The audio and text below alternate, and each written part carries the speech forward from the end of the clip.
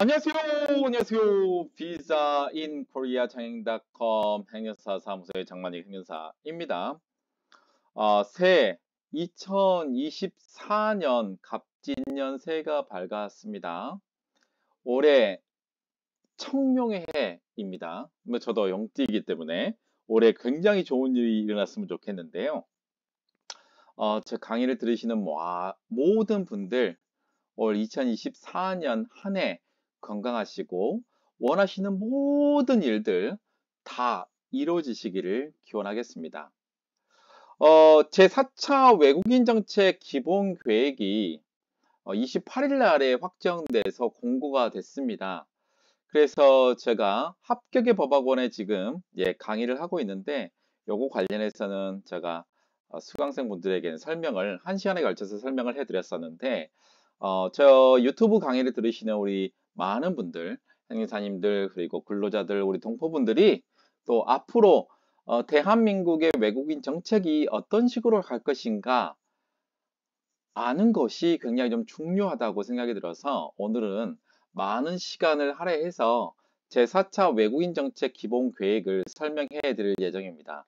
외국인 정책 기본 계획은 외국인 처운, 제한 외국인 처우 기본법 5조에 나와 있어서 매년마다, 매 5년마다 이 계획을 세우게 되어 있는데, 이 제4차 외국인 정책 기본 계획은 2023년부터 2027년까지 5년에 걸쳐서 시작이 될 거고, 이게 굉장히 중요한 정책입니다. 대한민국의 앞으로 5년간의 외국인 정책을 어떻게 만들 것인가? 그 5대 정책이 있는데 첫 번째는 경제, 안전, 통합, 인권, 협력과 인프라 5가지 큰 테마를 잡고 첫 번째 경제 부분에서는 이민을 활용한 경제와 지역 발전을 촉진시키겠다. 근본적인 거는 취업비자 총량 사전 공표제, 숙련 인력을 혁신적으로 확대하고 개선할 것이다. 그다음에 디지털 노마드, 워케이션 비자를 시작할 것이다. 두 번째, 안전하고 질서 있는 이민 사회를 구현하기 위해서 2027년도까지 이제 지금 40만 명이 넘는 외국 이제 불법 체류자가 20만 명 수준으로 만들겠다. 그리고 국민과 이민자가 통합하는 사회 통합 프로그램이 점진적으로 이제 유료화가 돼 갑니다. 이제 강의 들으실 때는 무료로 강의를 들으셨고 시험 볼 때만 유료로 하셨는데 이제 사회통합 프로그램도 점진적으로 유료화를 시작한다고 합니다. 그리고 동포분들 방문 취업 H2 그다음에 재외 동포의 취업 활동 범위를 합리적으로 확대한다고 합니다. 자세한 사항은 안에서 제가 확인해 보도록 하고요. 그다음에 이민자의 인권 가치를 존중하는 사회 구현 그중에서도 국내 체류 자격이 있든 없든 상관없이 보편적으로 출생 등록제를 도입을 한다. 그다음에 글로벌 스탠다드에 부합하는 이민 행정 기반을 구축하기 위해서 출입국 이민관리청을 신설을 하고요. 또 이민 분야의 행정 온라인 시스템이 이제 구축을 할 것이다. 그래서 향후 5년간의 대한민국의 외국인 정책 방향을 제시하는 제4차 외국인 정책 기본 계획에 간략하게 제가 설명드렸고 이제 구체적으로 제가 원문을 법무부에서 강조한 원문을 그대로 옮겨놨기 때문에 여러분들 시간이 되시면 한번 보시면 도움이 될 것 같아요. 정책 목표는 총 5가지 정책 목표를 설정을 했고 경제, 안전, 통합, 인권, 협력, 인프라 이렇게 정해놨습니다. 그 다음에 이제 각 정책 목표에 따라서 각 정책 목표에 따른 중점 과제를 설정을 했는데 이민을 활용한 경제와 지역 발전을 촉진하기 위해서 국익에 도움되는 이민 관리 시스템을 체계화하겠다. 우리 경제에 필요한 이민자 유치와 육성을 하겠다. 지역 기반의 이민 정책 체계를 구축하겠다. 이민 정책과 국가 브랜드를 연계한 경제 성장을 이룩하도록 노력하겠다. 안전하고 질서 있는 이민 사회를 구현하기 위해서 국익에 도움이 되는 이민 관리 시스템을 체계화하고요. 우리 경제에 필요한 이민자를 유치하고 육성한다. 지역 기반의 이민 정책 체계를 구축한다. 이민 정책과 국가 브랜드를 연계한 이게 같이 되어 있네요. 요게 지금 제가 잘못 들어가 있는 것 같고요. 그다음에 통합, 국민과 이민자가 함께하는 사회 통합에는 객관적 지표를 포함한 이제 사회 통합 정책을 체계화하고 국민과 이민자의 상호 소통 증진, 사회 구성원으로서의 이민자 역량을 배양하고 국민과 동포의 유대에 기반한 동반 성장을 하겠다. 이민자의 인권가치 존중하는 사회 실현은 보편적 가치 실현을 위한 이민자 인권 보호를 강화하고 여성, 아동 및 취약 이민자의 사회적인 배제를 방지하고 국제 위상에 부합하는 인도적인 의무를 이행한다.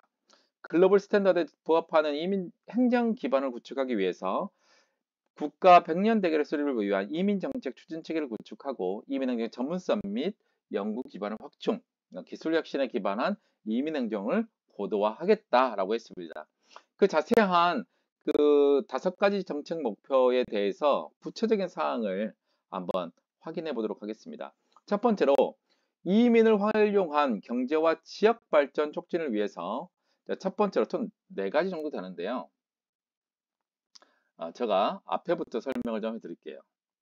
자, 첫 번째로 국익에 도움이 되는 이민관리 시스템을 체계하기 위해서 지금은 이제 취업비자에 대해서 특별하게 1년에 어느 정도의 규모로 전문 취업비자에 관련된 전문 인력을 선발하겠다고 나오지는 않았어요.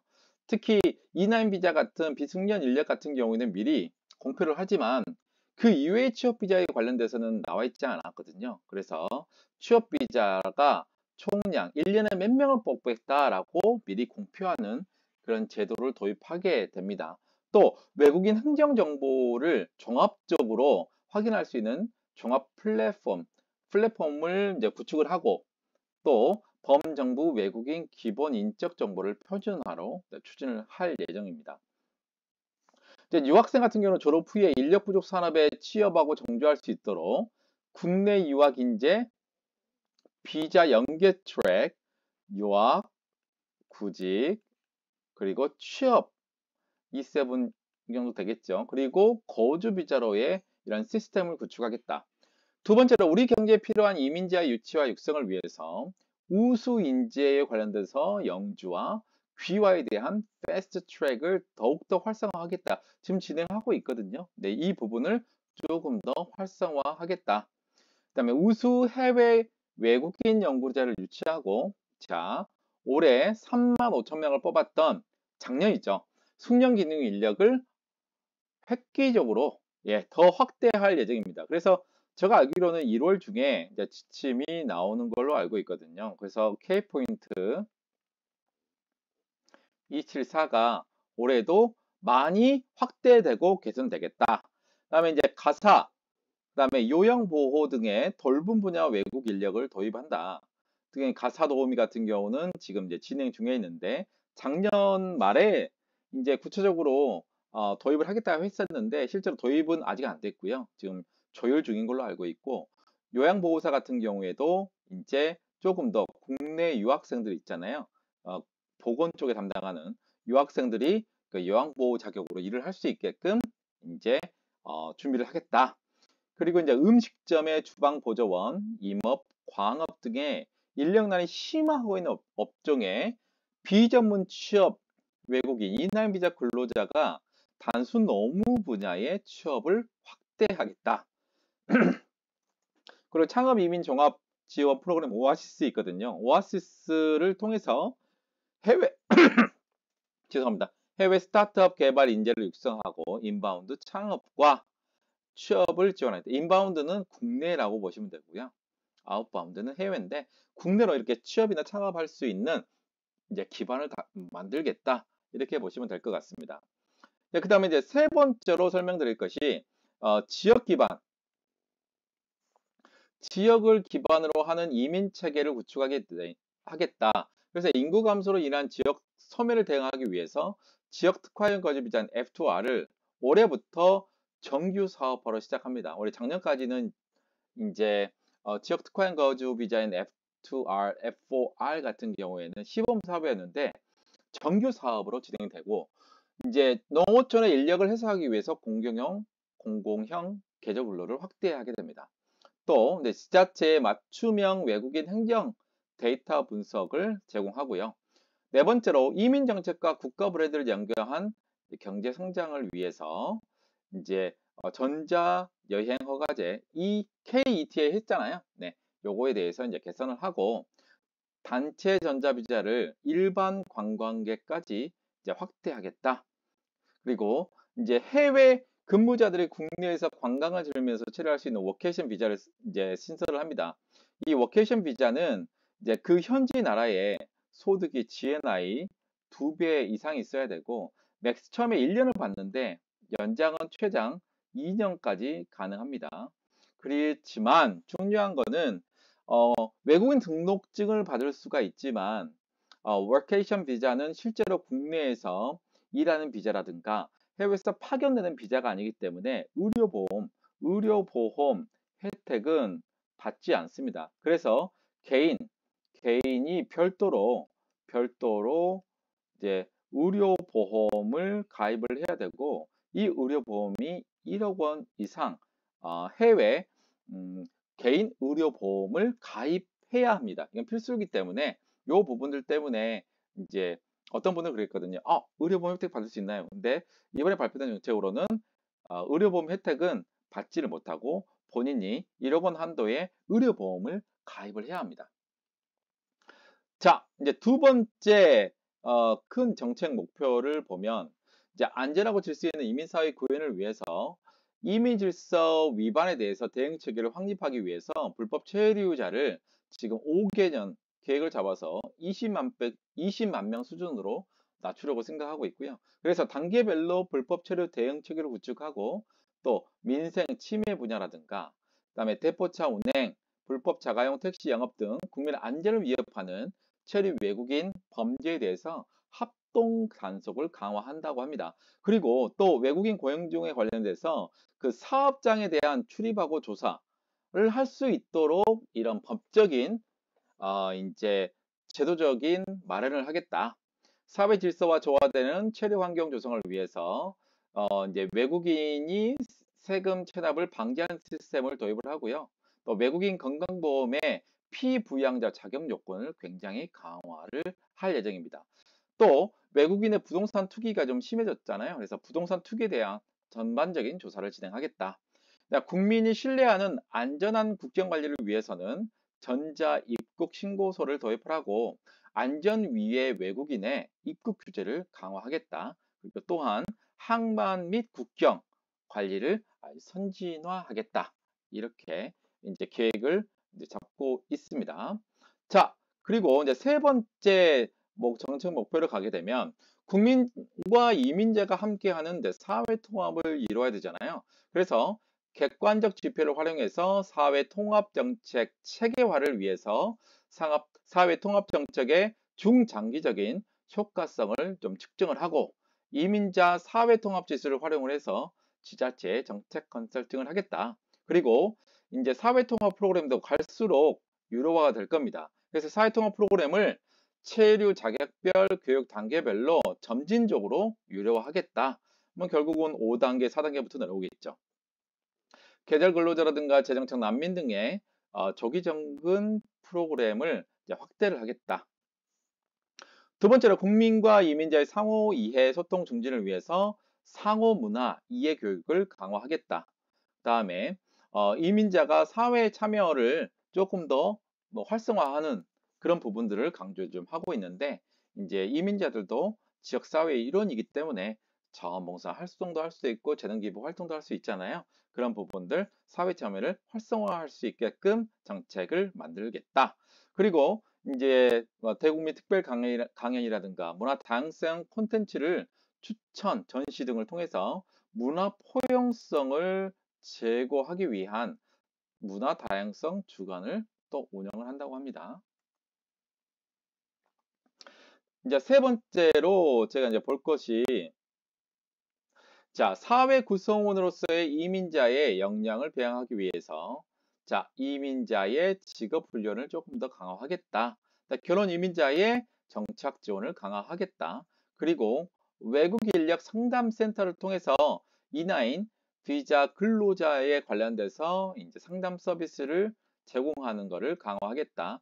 그래서 지금 외국인 지원센터에 사설로 설립되어 있는 그 부분들을 좀 없애고 이제 고용노동부 산하로 외국 인력 상담센터를 확대한다고 했거든요. 네, 이 부분들이 좀 더 좀 확대되고 해서 외국인 근로자들 또는 고용주가 많은 혜택을 좀 받았으면 좋겠습니다. 또 이주 배경 유아 맞춤형 교육을 지원하고요. 공교육 진익 및 학교 생활 조기 적응을 할 수 있도록 지원한다고 합니다. 국민과 동포의 유대에 기반한 동반 성장을 위해서 동포의 체류 자격 단계별로 통합을 추진한다고 합니다. 이제 어떤 식으로 이제 체류 자격 단계별로 통합이 될 것인지는 이제 조금 있다 이제 추후에 구체적인 자료가 발표가 되면 제가 설명을 해드리겠고요. 그다음에 인구 감소에 따른 인구단 해소를 위해서 방문 취업 및 재동포의 취업 활동 범위를 합리적으로 확대하겠다. 제가 볼 때는 지금 현재 인구 감소 지역에 F4R 비자 이제 동포분들은 H2에서 하는 단순 노무 직동도 좀 가능하거든요. 그래서 이제 인구 감소 지역에서 일하고 있는 H2 또는 재동포들에게 합리적인 범위 안에서 취업 활동이 넓어지겠다.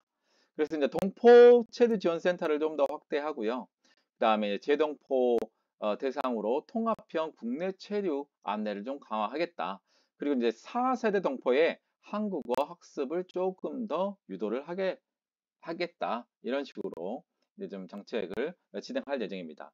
자, 이제 네 번째로 목표가 인권인데 이민자의 인권 가치를 존중하는 사회를 실현하기 위해서 보편적 가치 실현을 위한 이민자에 대한 인권 보호를 강화하겠다. 그래서 숙소라든가 최저임금이라든가 산업안전 등에 대해서 근로자의 근로 조건을 점검하는 사항이 조금 더 강화될 것 같고요. 그다음에 출입국